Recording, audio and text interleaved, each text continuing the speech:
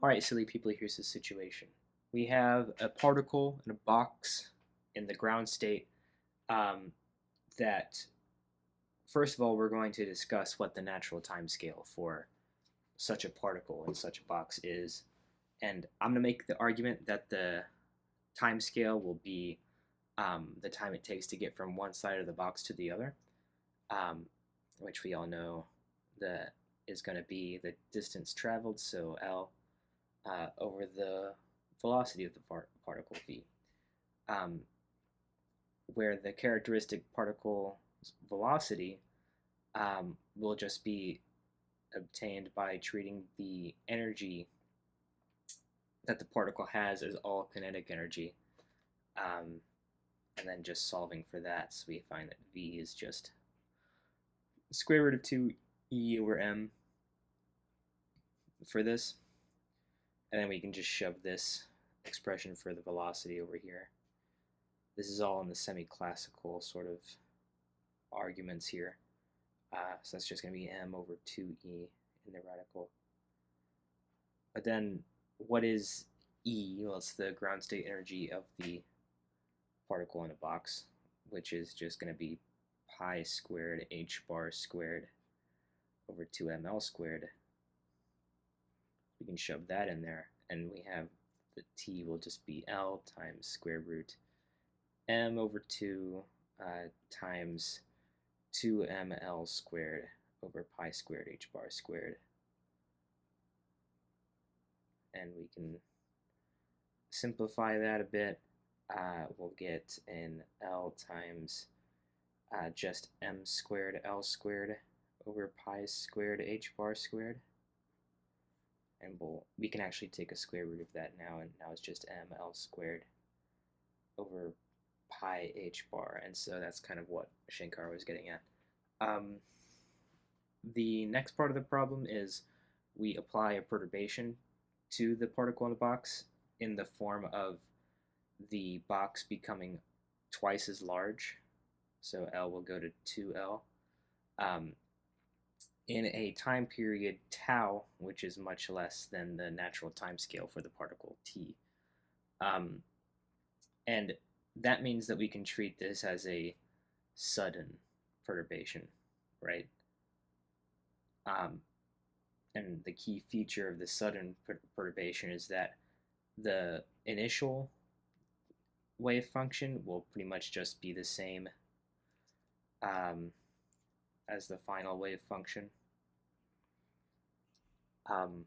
The only thing that's changing is the wave function's relationship with the eigenstates of the system, where before it was the ground state of the particle in a box for side length L, which is a square root of 2L cosine pi x over L.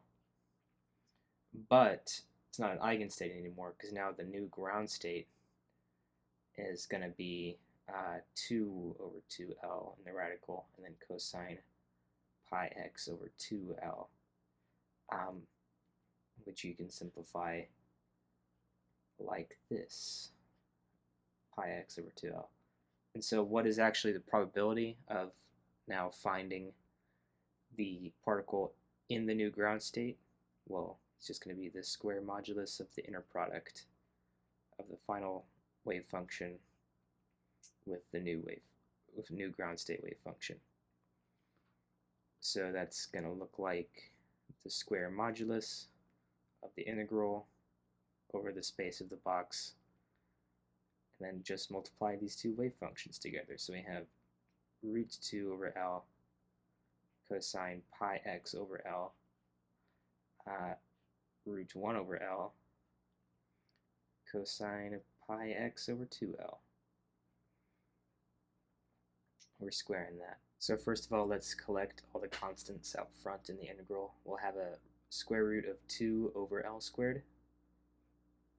And then I'm going to, in the integral, apply a trig identity, or the multiplication of the two cosines ends up being now a sum of a couple different sine functions, or cosine functions. So this is going to be cosine pi x over L minus pi x over 2L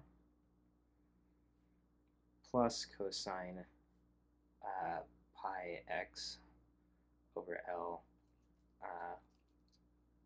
plus pi x over 2L.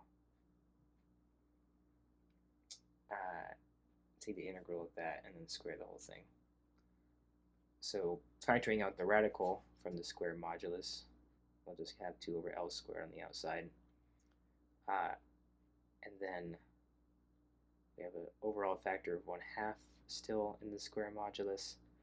And then we can split these integrals up now into a couple different ones. This is going to be the cosine of just pi x over 2L. And then this one is going to be the integral cosine 3 pi x over 2L. And evaluate at the endpoints, and then square the whole thing. So, okay, we'll factor out the 1/2 from the square modulus as an overall factor of 1/4, and then actually do those integrals now. The first of which will be 2L over pi sine pi x over 2L. The second one will be 2 over L, or 2L over 3 pi sine 3 pi x over 2L. Evaluate at the endpoints and square it. Out front, we'll just simplify a bit.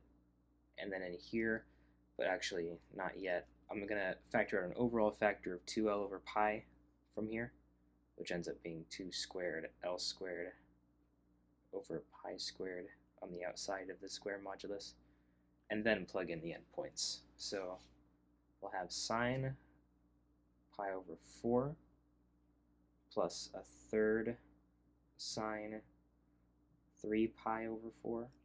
Let me actually write 3 pi over 4 plus, or actually no, minus the sine minus pi over 4 minus the minus 1/3 the sine of minus 3 pi over 4. Okay, so the L squareds out front will cancel out. We'll just have 2 over pi squared out front. And as we all know, sine of pi fourth is just root 2 over 2. So here we have root 2 over 6. And then another factor of root 2 over 2. And then another factor of root 2 over 6. Okay. So if we add those up, we'll get a factor of 2 in there, so I'm just going to factor that 2 out already. So 2 times 2 squared pi squared outside square modulus. And then you'll just have 1/2 plus a 1/6, which is just 4/6. So we'll have 4 root 2 over 6, and we square that. So we'll have 2/3 times 2/4 times 2 over pi squared times 2 squared times 3 squared. So 2 to the 8th up top, minus 2 on the bottom, so 2 to the 6th, and then the pi squared, 3 squared on the bottom. And that looks fine. All right.